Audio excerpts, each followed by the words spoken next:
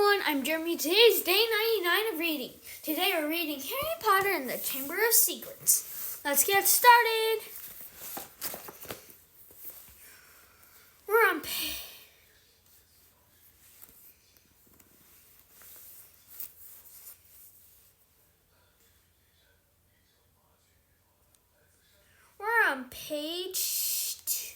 215. Harry and Ron pulled out several of Crabbe's hair. They also stole their shoes because their own were far too small for Crabbe and Goyle's sized feet. Then, still stunned at what they had just done, they sprinted up to Moaning Myrtle's bathroom. They could hardly see for the thick black smoke issuing from the stall in which Hermione was stirring the cauldron.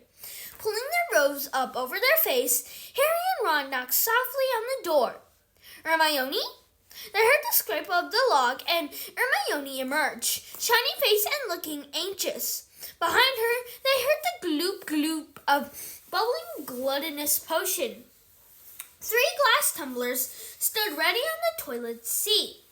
"Did you get them?" Hermione asked breathlessly. Harry showed her Goyle's hair.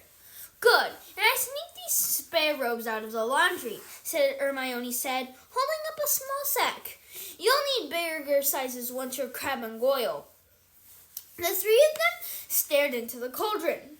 Close up, the potion looked like thick, dark mud, bubbling sluggishly.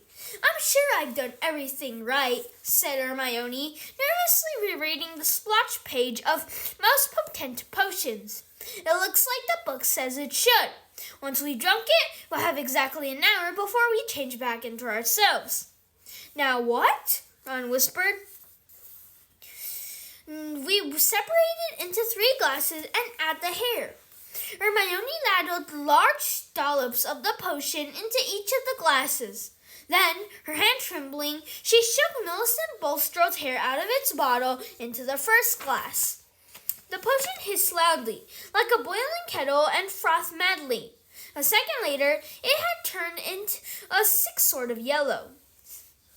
"Essence of Millicent Bulstrode," said Ron, eyeing it with loathing. "But it tastes disgusting." "Add yours, then," said Hermione. Harry dropped Goyle's hair into the middle glass, and Ron put Crabbe's into the last one. Both glasses hissed and frothed. Goyle's turned the cocky color of a booger.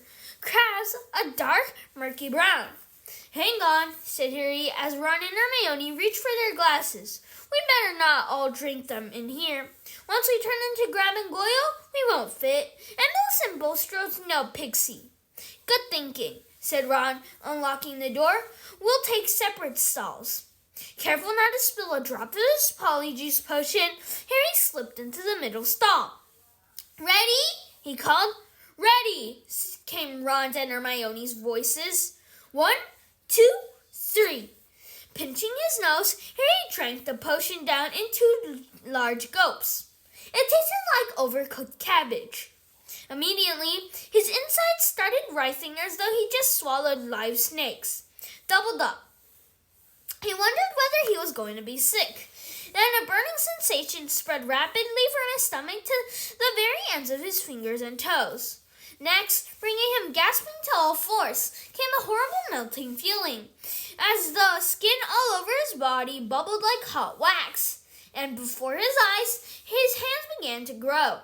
The fingers thickened, the nails broadened, and the knuckles were bulging like bolts. His shoulders stretched painfully, and a prickling on his forehead told him that hair was creeping down toward his eyebrows.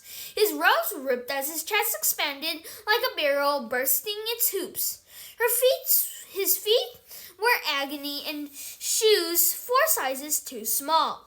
As suddenly as it had started, everything stopped. Harry lay face down on the stone-cold floor, listening to Myrtle gurgling morosely in the toilet. With difficulty, he kicked off his shoes and stood up. So this is what it felt like, being Goyle. His large hand was trembling. He pulled off his old robes, which were hanging a foot above his ankles, pulled on the spare one, and laced up Goyle's boat-like shoes. He reached up to brush his hair out of his eyes and met only the short growth of wiry bristles low on his forehead. Then he realized that his glasses were clouding his eyes. Because Goyle obviously didn't need them, he took them off and called, "Are you two okay?" Goyle's low rasp of a voice issued from his mouth. "Yeah," came the deep grunt of Crab from his right. Harry unlocked his door and stepped in front of the cracked mirror. Goyle stared back at him out of dull, deep-set eyes. Harry scratched his ears. So did Goyle. Ron's door opened. They stared at each other. Except that he looked pale and shocked, Ron was indistinguishable from Crab. From the pudding bowl haircut to the long, curled arms. "This is unbelievable," said Ron, approaching the mirror and prodding Crab's flat nose. "Unbelievable!" "We better get going," said Harry, loosening the watch that was cutting into Goyle's thick wrist. "We've still got to find out where the Slytherin common room is. I only hope we can find someone to follow."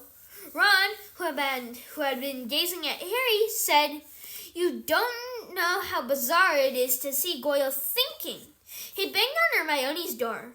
"Come on, we need to go." A high-pitched voice answered him. I don't think I'm going to come after all. You go out without me." "Hermione, we know Millicent Bulstrode's ugly. No one's going to know it's you." "No, really, I don't think I'll come. You two hurry up. You're wasting time." Harry looked at Ron, bewildered. "That looks more like Goyle," said Ron. "That's how he looks every time a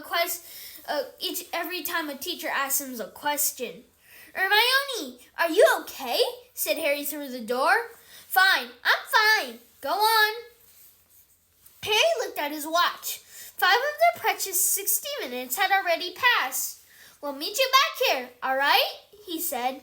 Harry and Ron opened the door of the bathroom carefully, checking that the coast was clear, and set off. "Don't swing your arms like that," Harry muttered to Ron. "Eh?" Crab holds them sort of stiff. "How's this?" "Yeah, that's better." They went down the marble staircase. All they needed now was a Slytherin that they could follow to the Slytherin common room, but there was nobody around. "Any ideas?" muttered Harry. "The Slytherins always come up to breakfast from over there," said Ron, nodding at the entrance to the dungeons. The words had barely left his mouth when a girl with long, curly hair emerged from the entrance. "Excuse me?" said Ron, hurrying up to her. "We've forgotten the way to our common room." "I beg your pardon," said the girl stiffly. "Our common room? I'm a Ravenclaw." She walked away, looking suspiciously back at them. Harry and Ron hurried down the stone steps in the darkness, their footsteps echoing particularly loudly as Crab's and Goyle's huge feet hit the floor, feeling that this wasn't going to be as easy as they had hoped. The labyrinthine passages were deserted. They walked deeper and deeper under the school, constantly checking their watches to see how much time they had left. After a quarter of an hour, just when they were getting desperate, they heard a sudden movement ahead. "Ha!" said Ron excitedly. "There's one of them now." The figure was emerging from a side room. As they hurried nearer, however, their hearts sank. It wasn't a Slytherin, it was Percy. What are you doing down here?" said Ron in surprise. Percy looked affronted. "That," he said stiffly, "is none of your business. It's Crab, isn't it?" Thank you, everyone. That's all for today. Bye. See you tomorrow.